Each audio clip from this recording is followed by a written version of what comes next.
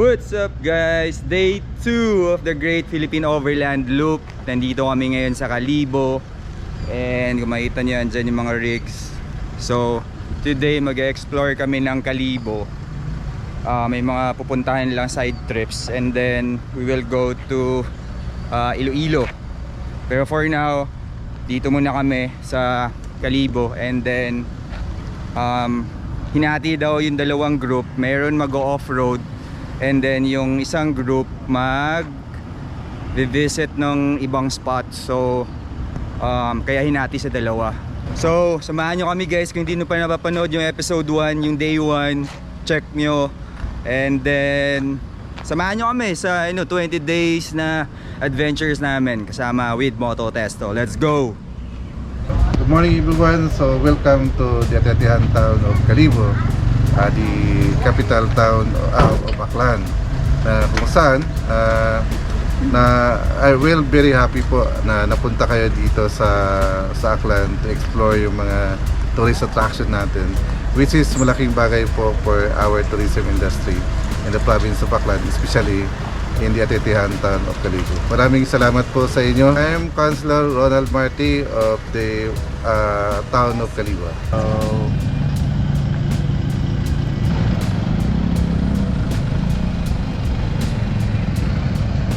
So guys, roll out na tayo. Kalibo, explore tayo, ikot tayong konti. Ayun yung mga rigs. Ikot tayo Kalibo and then diretso tayong Iloilo. Let's go! Ayun sila.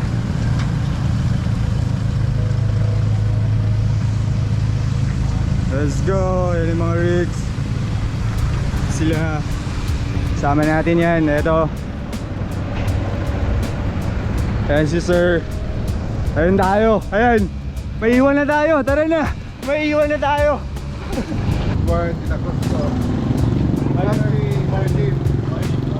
La Herminia Weaving. Linya weaving. There you go.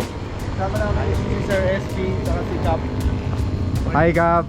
Hello. Morning. Guys, ito yung first stop, exploring Kalibo. Ayan si Bry. So, tingin tayo ng dito. Pinya weaving. Baka may mga barong dito. Bro, baka kailangan mong barong. Apparently, yung pinya barong dito ay nanalo sa exhibit. sa exhibit ko doon sa Philippine Travel Mart. Kaya tuwang-tuwa kami kasi nanalo yung province of Aklan and yung municipality of Kalibo. Yun. So, best in performance. So narinig nyo guys, kaya ngayon silipin natin kung anong meron talaga dito. Kasi nanalo dun sa Philippine Expo dun sa SMX. Let's explore it. Kalibo, here. Pats po. Pat. De La Cruz Tambo. Ayun, thank you for having us here. Ay, sir. Pinsan ko po. Hi sir, good morning. Ayun guys, ito yung loob. Ito yung mga sample ng gawa niya. Ano meron dyan bro? Barong?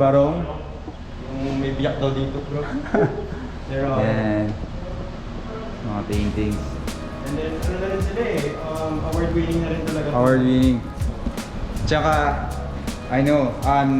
nasabi din niya na marami na pala siyang sinusuplayan ng mga sikat na designer, fashion designer dun sa Manila and elsewhere. So, sobrang pala na to.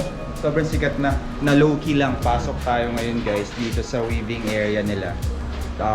Pinakita ng owner, explain naman niya. Sobrang ganda dito, dami pala nila sinusuplayan na mga clients. And then, ito yung working area nila dito. Sleepy na. Yan. So dito nag-weave si ate. Ayan. So, there you go. There you go. Si Baguio City na Second stop dito sa Kalibo, Bakawan Nature Study and Eco Park.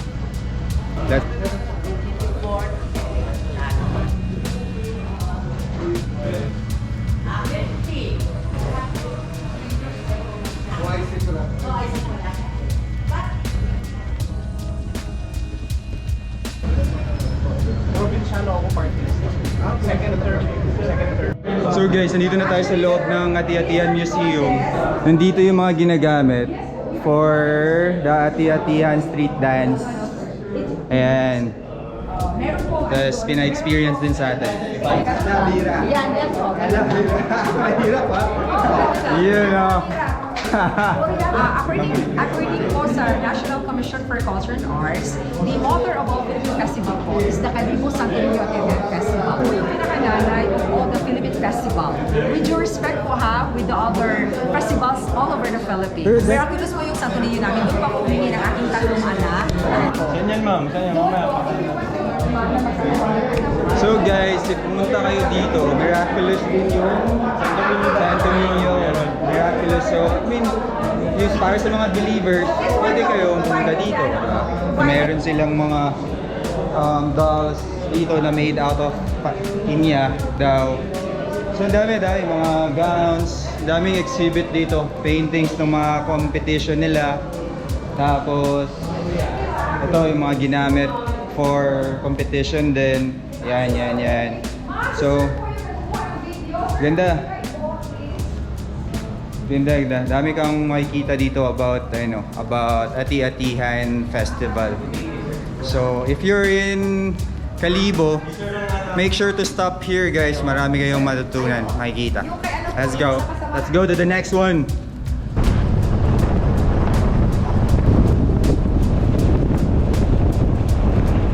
Andito kami ngayon sa Roa City, Seafood Capital. So before kami mag-Iloilo, dumaan muna ng Rojas kasi may mag-host dito. Tignan nyo lang kung sino yung mag-host dito. Tapos meron din mga in-invite na ibang overlanders for a meet and greet.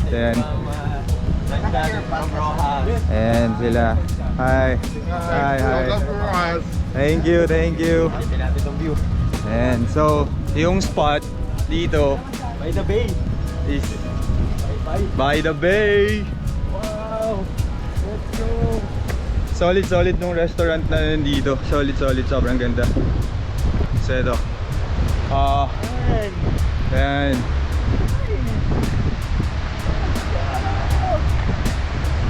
Solid. So yun yung mga rigs. Parang nandyan around 40 na yata yung nandyan. 40 cars. Nice. Check natin sa loob. Let's go. Welcome po the Great Philippine Overland Loop sa Rojas City, the seafood capital of the Philippines. I hope through your stories, mahikayat nyo rin yung other people who travel the Philippines and kasama nyo na rin doon yung captains. Thank you po. Solo.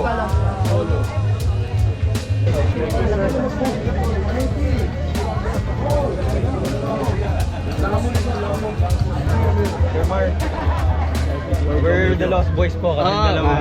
Let's go! Sir Marojas. Grabe yung Thank you. food na hinandaan nila sa atin. Welcome.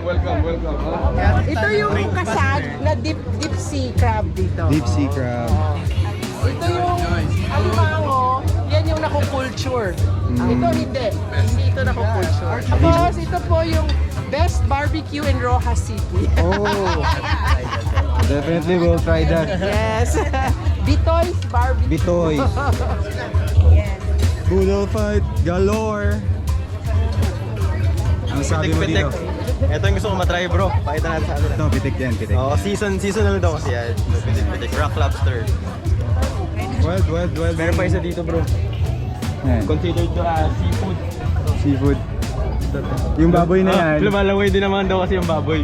Seafood pa din. Seafood din yung kinakain yan. Oo, seafood din ang kinakain. Try natin yung balot dito guys. Balot sa Rojas. Oo, seafood daw yung kinakain. Duck dito. Ang lasa. Bagay na bagay yan. Masarap. Lasang balot.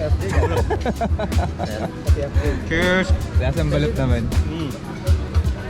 So guys, sobrang busog na busog kami oh. Pero may natira pa rin sa buffet table, may natira pa din. Guys, kakatapos lang namin kumain. Ayan si Brian. Oh. Pahinga lang kami habang nagkagulo sila dun. Food coma na guys. Food coma. Wala, grabe yung pagkain dito, ibang klase. One of the best. Sino naganda? Si Mayor. Mayor.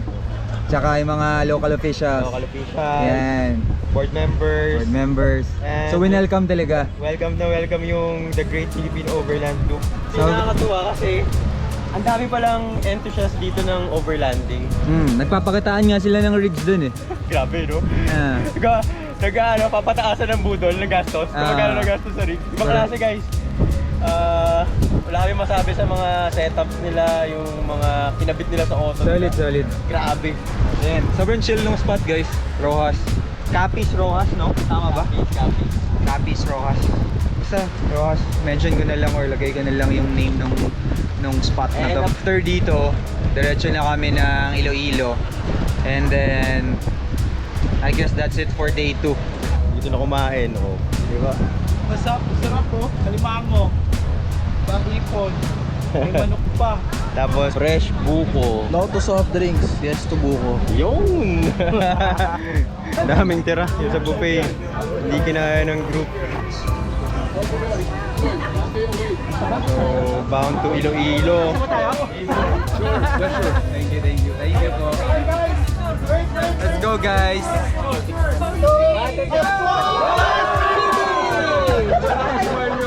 So, dito na naman kami.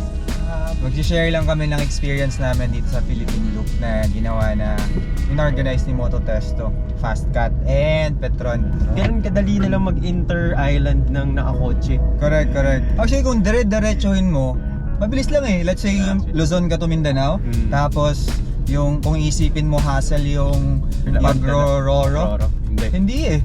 Sobrang smooth lang. Siguro importante lang kung gagawin nyo to guys, alamin nyo yung schedule. Schedule, In terms of process, dun sa port, sa hindi siya mahirap.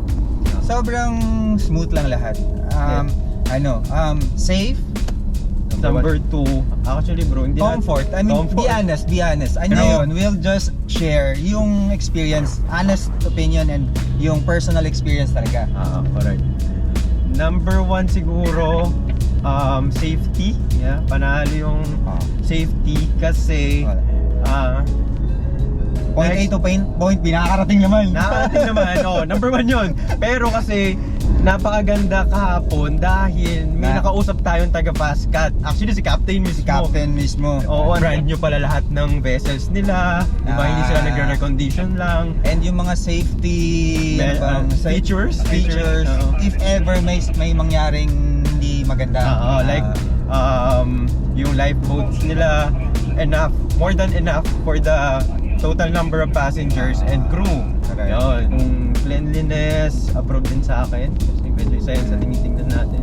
Hindi naman We want to parang let you know na traveling inter-island is very possible, doable. easy. Huwag kayong matakot guys. Correct. Yung ibang parang takot pang gumawa or nagpa-plan gumawa. Guys, very doable. I mean, kayang-kaya. Ano ba Ganda ibig sabihin ng Roro bro? Roll on, roll off. Oo, yun. Roll on, roll Literal, ganun. Pasok kayo, park, Pahinga konti. Pahinga sakay konti. ka. That's your time to rest pala. Pagka nasa Roro ka na and you're doing inter-island. Yun na yung time nyo mag-rest. Roll off. So pag masabi ko, sarap no yung... Kasi dati nag-loop tayo solo eh. Iba yung convoy, no?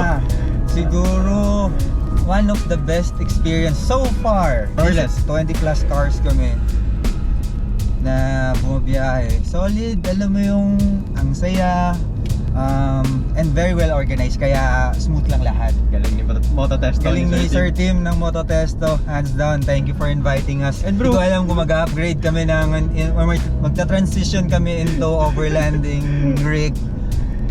Pero ano pa yan, nasa listahan na yun kasi medyo madugong gastusan yun. That's it guys. Focus na si Brian sa driving. Bye-bye. What's up guys? Update guys, day 2, dinner. Saan tayo? Iloilo. Breakthrough. Iloilo. Breakthrough Iloilo. Ayan. And take note, kakagaling lang namin sa kainan ha. Galing natin lunch sa Rojas. Tapos drive lang to Iloilo. Ngayon, dinner na naman. Papakita namin yung food guys. Welcome to Iloilo. Welcome to Iloilo. Ito yung area na reserve nila para sa atin. Ano mga pagkain dito? First stop, Talama. Yan. Scallops. Scallop. Solid. Tapos, Binakol naman no? Pero anong tawag dyan? The Great Philippine Buffet Overland Loop. Overland.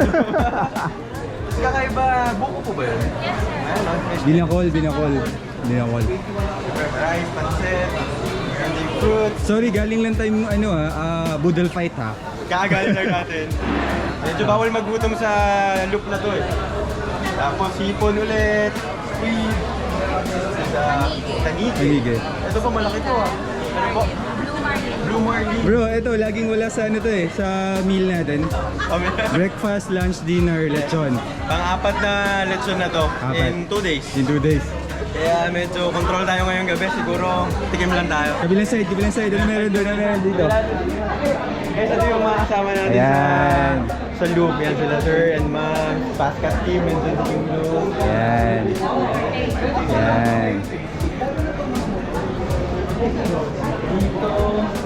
Ano medyo team, pero may nakita ako dito eh. Ano meron dyan? Ito team dito.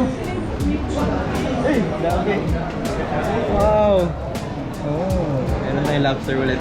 After tayo ulit. So, sama kayo guys, kain tayo ulit. So,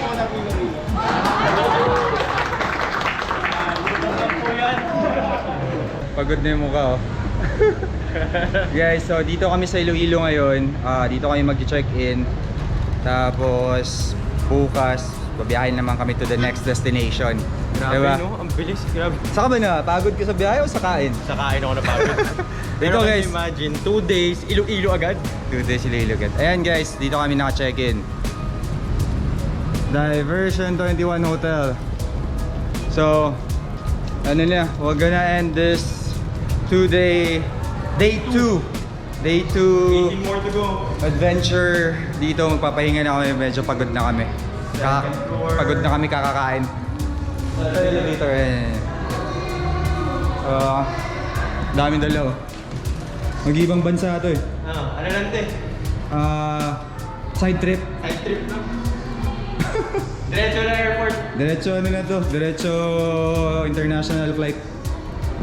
Pero seryoso, alis kasi ito eh. Ayun. Abangan.